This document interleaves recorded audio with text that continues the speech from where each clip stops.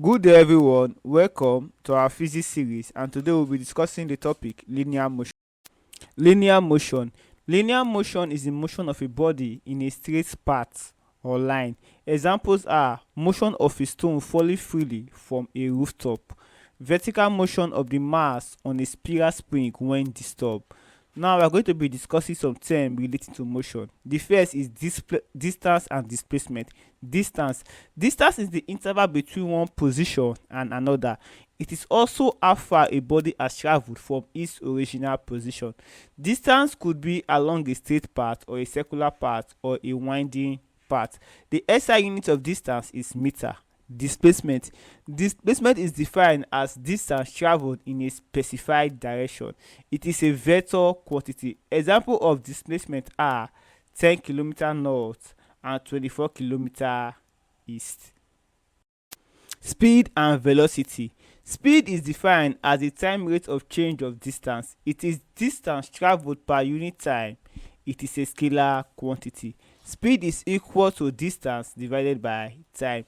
This speed is actually an average speed, which is average speed is equal to distance over time, which is s over t, where s is equal to distance covered and t is equal to time taken to cover the distance. The SI unit of speed is meter per second.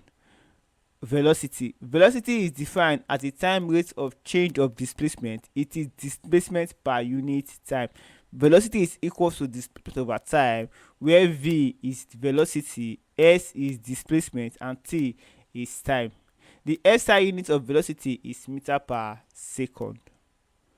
Now, the next concept is uniform speed and uniform velocity. A body is said to move with uniform speed when it covers equal distances in equal intervals of time. Similarly, a body is said to have uniform velocity when it covers equal displacement in equal intervals of time in a particular direction. In other words, the rate of change of distance/displacement with time remains constant. Instantaneous speed/velocity. Instantaneous speed/velocity is the speed or velocity of an object at a particular instant of time. It describes how fast the object is moving, and in the case of velocity, the direction of motion at that exact moment. Now we have an example from NECO 2014. It states that what is the distance covered by a car which travel with a constant speed of 20.8 meters per second for 30 seconds. Now for our solution, we are giving speed to be 20.8 meters per second, time to be 30 seconds, and our distance is unknown. But for our formula, we know that speed is equals to distance over time, and cross multiplying to make distance the third formula. Distance will be equal to speed times time, which will be equal to 20.8 times 30, which is equal to 624 meters. And the correct option is C. Now the next concept we are discussing is acceleration. Acceleration is the time rate of increase in velocity. It is increase in velocity per time. Acceleration is equal to increase in velocity divided by time taken for the increase. Acceleration is also equal to final velocity minus initial velocity divided by time.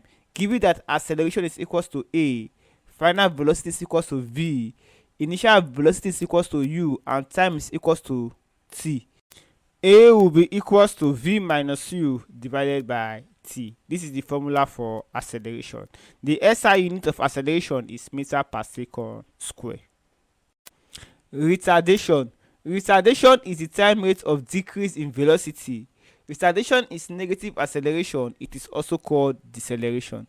That is, when acceleration measures an increase in velocity with time, deceleration measures the decrease in velocity with time. So basically they measure the same thing, but acceleration deals with increase while retardation deals with decrease. Now the next concept we are explaining is uniform acceleration. A body is said to undergo uniform acceleration when the time rate of increase in velocity is constant. That is, the velocity increases by equal amounts in equal time intervals. Now we have some examples we'll be going through. Our first example states that define speed and velocity, and from our explanation, speed is the distance covered with time, while velocity is the displacement covered with time. Now the second example states that state two difference between speed and velocity. Speed is a scalar quantity while velocity is a vector quantity. Speed has no direction, velocity has a direction, and speed can never be zero, whereas velocity can be zero. Our next example states that what is instantaneous velocity? Simply put, instantaneous velocity is the velocity at an instant. That's the velocity of a body at a specific point in time. Number 4 example states that what is meant by uniform acceleration. Now, uniform acceleration is when the time rate of velocity is constant. That's the rate at which the velocity is changing over a certain time interval is constant for the entire duration of that acceleration. Now, our fifth example says that states the SI unit of A, speed, B, velocity, and C, acceleration. The SI unit of speed and velocity are both meter per second, while the SI unit of acceleration is meter per second square. Now we have some theory questions, and the first question states that a car travels a distance of 480 meters in 12 seconds. Calculate its speed. Now from our formula, speed is equals to distance divided by time. Now we know our distance to be 180 meters and time to be 12 seconds. So substituting, speed will be equals to 180 divided by 12, and when we divide, it will be 15. So speed is equals to 15 meters per second. We have another example that states that a train increases in velocity from 10 meters per second to 30 meters per second in 5 seconds. Calculate its acceleration. Now for our solution, acceleration is equal to v minus u all over t, and from our question we are given v to be 30 meters per second, u to be 10 meters per second, and t to be equal to 5 seconds. So substituting this value, a will be equals to 30 minus 10 divided by 5, which is equals to 20 divided by 5, which will make a to be equals to 4 meters per second square. Our final question states that a bus moving at 25 meters per second comes to rest in 5 seconds. Calculate its retardation. For our solution, our u is 25 meters per second, and our v will be equal to 0 since the body comes to rest, which means our final velocity is 0, and our time is 5 seconds. Now retardation will be equals to v minus u all over t, which is 25 minus 0 all over 5, which will make our retardation to be equal to 5 meters per second square.